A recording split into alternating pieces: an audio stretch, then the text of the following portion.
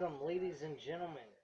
I'm doing first ever a WWE pay-per-view of the week, episode number 1. I'm going to do this as much as I possibly can. And pretty much I'm going to do this for reasons being wrestling lately has been kind of stale, boring, of course. Nothing too excited to be about. And quite honestly, there's nothing great going on outside of Samoa Joe and Brock Lesnar storyline surrounding the Universal Championship, um, and a little bit of what Baron Corbin might do eventually cashing in for the WWE Championship. Other than that, nothing really has been going on in WWE that has attracted my attention too much, nor do I think has attracted anyone else's attention. So, without a further ado, as you'll see in the thumbnail, I am doing WWE Great American Bash 2007. This event was actually rather good. Overall, I give the event a 4 out of 5 stars almost. I probably would say 3.8 out of 5 stars to be exact. Usually I always do a full point or a half a point of something. But this one was kind of close to a 4 out of 5 star event. Very enjoyable, a lot of good action. About only two or three crappy matches throughout the show out of, I would say, a total of one, two, it was about 9 matches all overall. So not bad at all, to be quite honest with you. Pretty good action in an overall 3 hour show, two hours and 45 minutes to be exact. I really enjoyed myself watching this tonight. I skipped a couple of matches, so I'm not going to go into much detail and information about what was going on to the maybe a little bit of story behind the storyline build up towards the match and so forth. But yeah, that's pretty much it. So let's get into things. First off, we had MVP defending the WWE Championship. At the time in 2006, MVP actually was being played out to be this mega star that no one's ever heard of and was given a big lump sum contract to compete on WWE SmackDown's main roster. He later on at WrestleMania, not actually at well, he did compete at WrestleMania 23 for the U.S. title against Chris Benoit, which actually wasn't that bad of a match. In that match, I'd give it probably a 3.5 out of 5 stars altogether. But later on, as time went on, he did eventually win the United States title from Chris Benoit and moved on to beat him in a rematch in a best out of 3 falls match and got both pinfalls, and Chris Benoit didn't get one in there to even make the match competitive, which was actually kind of shocking. So his next opponent moving into the next pay-per-view from that point was Matt Hardy. He also did face Ric Flair at Vengeance Night of Champions pay-per-view. Um, and of course, he walked away winning that belt, but that's not this pay-per-view.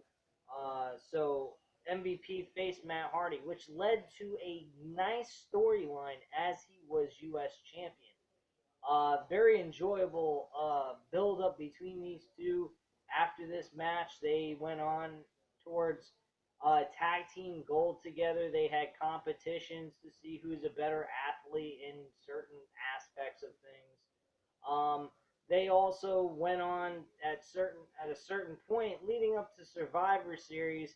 Matt Hardy finally gets injured by MVP, changes his whole operandi with Matt Hardy. They were tag team champions, I believe, for about a month or two, and Matt Hardy was injured by MVP. Titles were, I believe, were stripped from both uh, parties, and it was vacated at that point. But that's not even here or there. So, with this match, their very first encounter between these two guys, this match was very good. Very good opener. It was 12 minutes long, almost 13, 12 minutes and 55 seconds to be exact, based on what Wikipedia's time was for this match. I was very entertained by the action that went on. Very fast paced. The audience was very much into it. They were cheering in certain points of the match. And MVP didn't walk away cheating. He actually won this match cleanly, which very rare you ever see that in WWE anymore for a heel character. Then you wonder why heel characters don't get over as these great badasses anymore. So, with that being said, this match definitely displays what a heel should be like. Now, granted, MVP ain't the greatest performer in wrestling history, but he actually got the job done here. I kind of skimmed through the match. It seemed like it was going a little bit longer than what I expected. But Matt Hardy got his shots in there. They made some good chain counters with one another. Did some counters one another back and forth, trying to do their signature moves and couldn't hit them, which you don't see in wrestling anymore, which would be kind of nice, make things a little bit more interesting. Not see finishers being hit and kicked out of all the time. But I mean, overall, this match had everything you could look for an opener for a pay-per-view. I think this was outstanding, well done by both performers, and can't complain. The Cruiserweight Championship Open Challenge match. This is pretty much was given to any participant in the Cruiserweight division. Well, apparently, Hornswoggle was added to that list. Yeah, Hornswoggle. This is one of the matches you don't even want to bother watching. This is a spit in the Cruiserweight division's face. And the end of WWE's first version of the Cruiserweight title. Well, let's not talk about this one because it's rather depressing. Moving on. Carlito and Sandman in a Singapore cane match on a pole. Singapore cane on a pole match. Yeah, well, so much for the Singapore cane being useful in this match. The rule's simple: is the participant who gets it first is eligible to use it. Well, Sandman got it, didn't even fucking use it. Got hit with the backstabber. Carlito wins. That's the end of that. Match sucked. Who gives a shit? By the way, MVP, I did say MVP, and Matt Hardy was a 3.5 out of 5 stars, I believe. Hornswoggle winning the Cruiserweight title was a 1 out of 5 stars. Lucky it ain't getting a 0. Carlito and Sandman was a 1.5 out of 5 stars. These are two shitty fucking matches. Candice Michelle defending her women's championship at the time. Nothing big happened here. She retained her title. Be it nice, I'll give it a 2 out of 5 stars. Not that I really watched it, but who gives a shit? Umaga defending the Intercontinental Championship against Jeff Hardy. By the way, before going into this match, Matt Hardy came up to Jeff and was, giving him some words of encouragement to go out there, compete, try to win the championship, do what he didn't do, and win the title against Umaga. Then out of nowhere, with Candice Michelle's finishing match and victory over Melina, she decides, hey, I'm going to take a backstage break. Well, this was kind of weird. Both standing there watching her drain herself full of fucking water with water bottles, and it looked like you were watching a strip fucking show. And it was very comedic and very fucked up, to be quite honest with you. Matt and Jeff were standing there drooling their heads off. And was picturing my girlfriend doing that, which was but yeah, that's pretty much it. I mean, that was a very funny segment they had in the show, which was pretty good. Randy Orton actually did have a segment in the show where he had a backstage interview. It was very much, pretty much at the time, very destructive, mean, cruel, have no remorse type of attitude. Uh, in your face, I'm going to destroy you type of guy.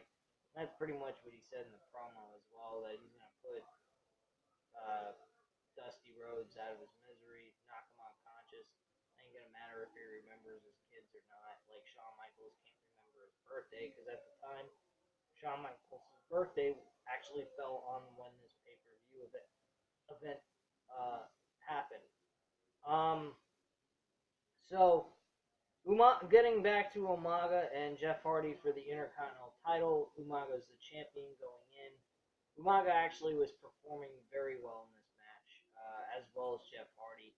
Very bone-crushing maneuvers. Jeff sold some very good shots that Umaga gave him. It was pretty fucking brutal the way they sold these spots that they did, with the finger going into the neck of Jeff Hardy. Also, this tornadoes spine buster kind of thing, I guess you could say. I forgot the name of it back in the day when Umaga used to use it on opponents. Um, Before going into this pay-per-view, Jeff Hardy actually was an Intercontinental Champion. Unfortunately, he lost it to Umaga and got a title rematch, of course, at this pay-per-view. This match between these two guys wasn't as good as Matt and MVP's U.S. title match, but it did do the job. I have to say that this match was definitely well worth at least a 3.25, like 3 and a quarter. So I have to say this match actually was rather good, especially the small little comeback that Jeff Hardy tried to attempt in this match was rather impressive. Um, he really tried his hardest, everything he could. Did Whisper in the Wind, the Twist of Fate, the Swine Time Bomb, and so forth. Nothing can do, and he still loses the match to um, Umaga in a very competitive and well tried attempt to win back the Intercontinental Championship. But at the end of the day, Umaga walks away victorious.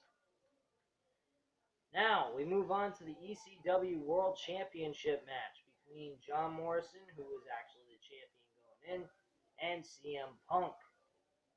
Well, at this point, John Morrison actually was a filler for um, Chris Benoit at Vengeance Night of Champions pay-per-view. Chris Benoit, as you all may know, went ahead and murdered his family and himself, which was a very sad time in professional wrestling. Probably worse than WWE losing Eddie Guerrero and other wrestlers in the past. He's probably the number one worst because he committed a humongous crime and killed his whole entire family and committed suicide on himself, which was actually horrible in itself as well. Um, so John Morrison was the filler going into the pay-per-view before this one. They put on a decent match. This one was actually rather better. Number one, John Morrison, another heel in this pay-per-view, walked away victorious without cheating, as well as Umaga. So 3 heel characters walked away victorious without cheating. John Morrison, he tried to do one little tactic that was a heelish type move. He actually did try to grab the ropes. The action went back and forth. He really didn't know who was going to win this match until the very end. And I have to say that John Morrison was definitely smart in this match. He focused on a body part on CM Punk. He focused on his knee and made sure that he gave a good shot into it. once he started working on it, CM Punk tried to leap off the top rope to do a flying maneuver, and John Morrison happens to kick him right in that knee with a very ferocious kick, and CM Punk did not have the strength to kick out with his knee being damaged from the shot that John Morrison gave him. Overall, this match definitely was well worth a 3.75 stars. The only thing I did not like about it is the match was a little too short. It did not have enough time to give you a 4 or even close to 5-star match. I did enjoy watching this match out of most of the matches except for the main event, which I'll get into. I think that this match was probably the second best match on the card. I will go through a list of matches that I say is from from the worst to the very best after I get done with going through all this. Just to give you a little history lesson on what happened after this event, John Morrison goes on to face CM Punk in a very atrocious third round rematch for the ECW World Championship at SummerSlam.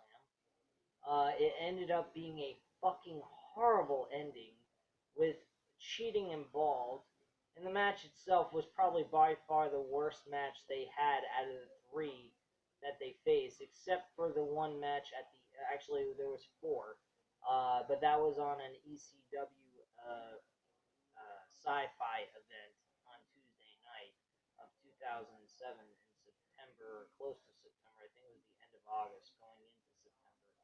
CM Punk wins the ECW title finally after 4 attempts trying to win the title. Like, come on, you didn't have anyone else in mind that maybe could have faced John Morrison and actually give John Morrison some other people to defend this title against?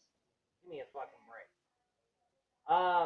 But this match was actually probably one of the better matches out of the 4 matches that they've had. Again, this was a 3.75 match, 3 and 3/4 stars. It was very enjoyable, had everything you're looking for in a match. Nothing too bad to complain about here.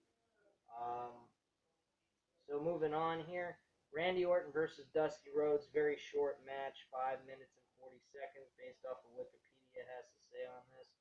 Randy Orton beats Dusty Rhodes in a Texas Bull Rope match, good old-fashioned Great American Bash type match theme for Great American Bash pay-per-views for back in the old days in WCW when Jim Crockett ran it, and some of the time when Ted Turner ran WCW.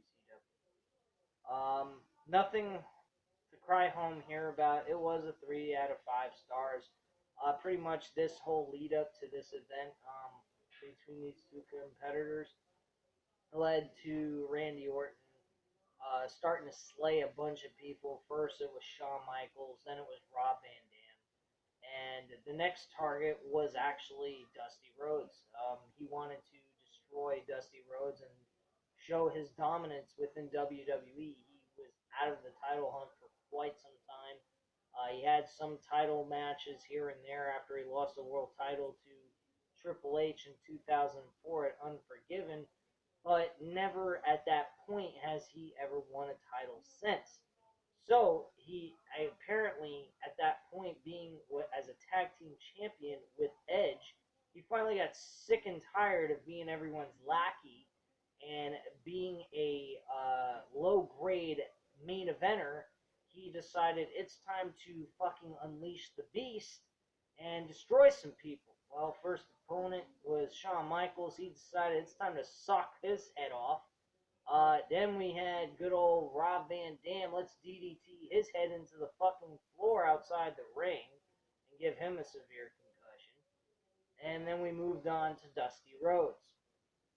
Dusty Rhodes and him went back and forth.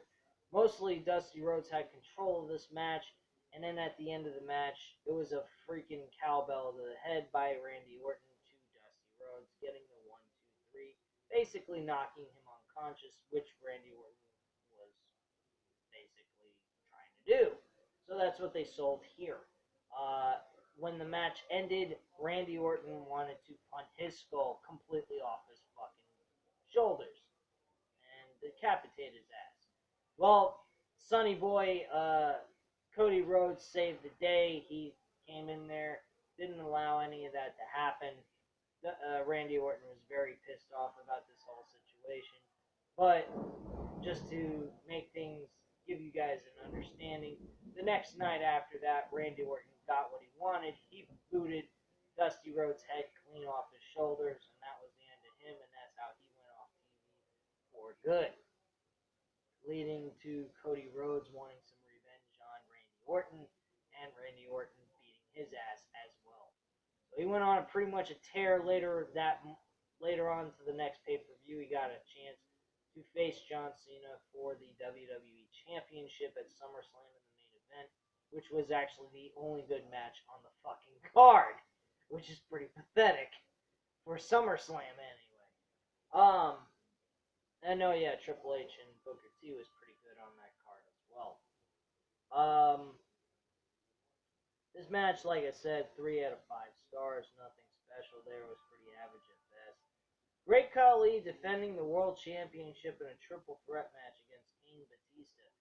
At this time, people probably don't even want to remember Great Khali as World Champion. Him and Jack Swagger are probably two of the worst World Heavyweight Champions to ever hold that title ever in history. I don't think there are too many horrible World Champions, but they sure as hell were. I wasn't impressed by either one of them ever as champions. It's very sad because Great Khali looked like a very dominating character, but yet at the same time, his wrestling capability and skills and movement around the ring was not all that good. Well, at least Kane and Batista kind of took your eye off of that whole horrible incident with his incapability to move around the ring very well. As Kane Batista pretty much was the whole fucking match. Went ahead during this match and choke slam and spine buster him through a fucking announce table. That was pretty much that and the end of him for a while until the match came to a close. This match, based on the fact getting Great Khali out of this match, I'd give it a 3.5 out of 5 stars. Definitely well done by both of these guys. Great Khali did his part in making this match good. These guys did a lot of bone-crushing maneuvers. They're all three of them super large men, at least over 250 pounds easy by all three of them. And, I mean, they were kicking each other's ass, doing very crazy shit that if you did it to an average person, they would have been crushed. Great Khali was impressive as well, being able to show the ability to throw these two men like fucking rag dolls. As JBL was saying throughout the match, he couldn't believe how amazing he was able to throw two large men around the ring like they were rag dolls, and they were nothing in comparison to him. The action, though, I mean, wrestling capability wasn't all that great, of course. I mean, Kane ain't exactly what you call a wrestling aficionado or a super amateur wrestler or anything of that kind of nature, not even a Bret Hart type of wrestler or even Shawn Michaels for that matter. So, no, I thought this match had what it needed to get over as a pay-per-view world title match. I wasn't disappointed with it by watching it. It just, these guys weren't able to move as fast as you would like, but they got the job done, and especially taking Great Khali out of the match for half of it made the match even a lot better. Great Khali later on finally loses the championship to Batista. They were originally going to make Batista not even in the fucking Unforgiven pay-per-view of 2007 against Great Khali. Excuse the noise outside, that's just thunder and rain blasting through this recording, and I do apologize about that. But overall, it got the job done as I just stated. This match, again, 3.5 out of 5 stars. It wasn't that horrible for three large men competing for a world title, so I was extremely impressed by this match. Now, the main event, John Cena versus Bobby Lashley. Now, I'm not going to say, oh gosh, John Cena is the greatest wrestler in the world. Of God, no. He's holy shit. Anyway, the electricity might go out in a few moments, so I may want to speed this up so I can at least have a fucking recording that looks decently with light on and you can actually see my face.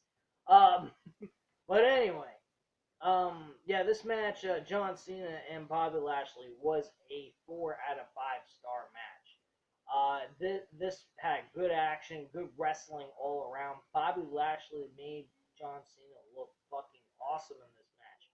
Quite frankly, John Cena at this time had a year-long title reign from September of 2006 all the way up to October of 2007.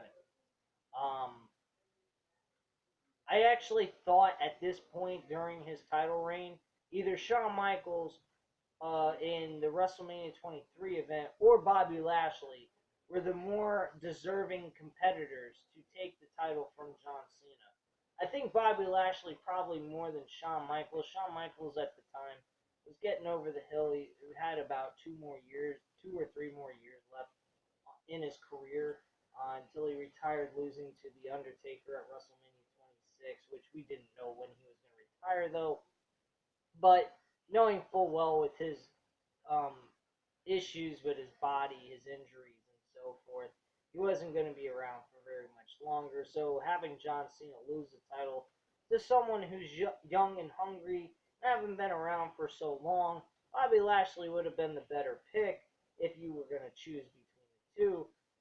Shawn Michaels definitely did put on a 5 star match at WrestleMania 23, though, in comparison to Bobby Lashley. But Bobby Lashley had a great match, regardless of anything else. So, this match, quite frankly, back and forth, good action. Fans were into it, and you didn't know who was going to win. One spear hit by Bobby Lashley. When I first saw this match as a kid, I thought Bobby Lashley was walking away with the fucking title, and he did. Unfortunately, John Cena got the FU off the top rope with his second attempt of the FU and got the 1, 2, 3. So, with that being said, this match was fantastic. John Cena later on, though, gets injured. I think it was October 1st. He was officially announced injured for this match, and that's pretty much it. He loses the title, he's stripped of the belt, and then later on goes on to face, loses the belt, and Randy Orton becomes the new WWE Champion, having a No Mercy pay-per-view of title changes up the wazoo and 3 different title matches altogether, with Triple H defending it twice and getting the title once against Randy Orton at the beginning of the show. So, going through the list of matches, number 1, worst, 1 being the worst, 10 being the best. Number 1 being the worst, Hornswoggle winning the Cruiserweight Championship. Number 2, Carlito and Sandman Singapore Kane on a pole match. Candice, Michelle, and Melina is number 3. Number 4 match is Randy Orton versus Dusty Rhodes. Number 5 is actually the Great Khali defending the world title against Kane and Batista. Number 6 is Umaga and Jeff Hardy for the Intercontinental Championship.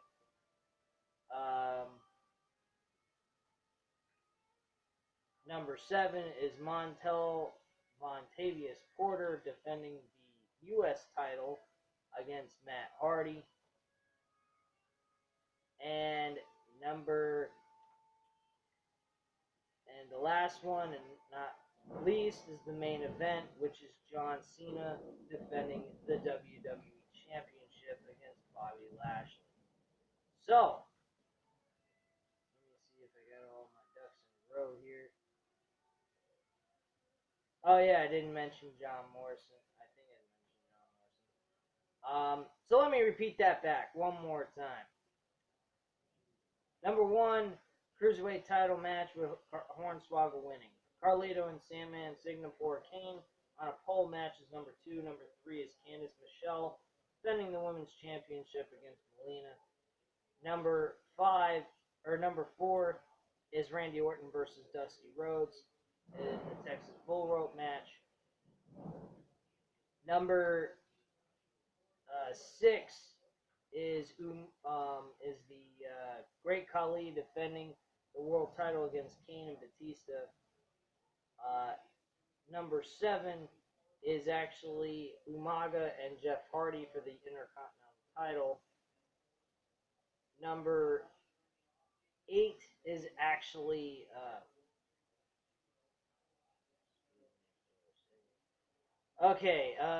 number 8 is John Morrison defending the ECW title against CM Punk. Number 7 is CM Punk facing John Morrison for the ECW title. Number 8 is the U.S. title with MVP defending against Matt Hardy, and actually number 9 is Bobby Lashley and John Cena for the WWE Championship with John Cena retaining. So those are my list of matches that occurred at this event in my order of worst to best matches for this show. I hope you guys enjoyed this new episode. I'm going to start once every couple of weeks. This week, though, this coming week coming up, I'm not doing any review on a pay-per-view since we got Battleground coming up. I'm going to do a preview predictions video later on this week, so keep an eye out for that. And last thing before I go, this will be occurring every week, at least except for pay-per-view events for the actual modern-day wrestling. So I hope you guys enjoyed the video. Hit the thumbs up if you did, and leave your comments and opinions down below. Let me know maybe what your list of matches from worst to best would be. And on top of it, hit the subscribe button if you're not already subscribed to the channel. Thank you guys very much for watching. I hope you have a great night. And hopefully this rain stops before my electricity goes out. Speak to you later.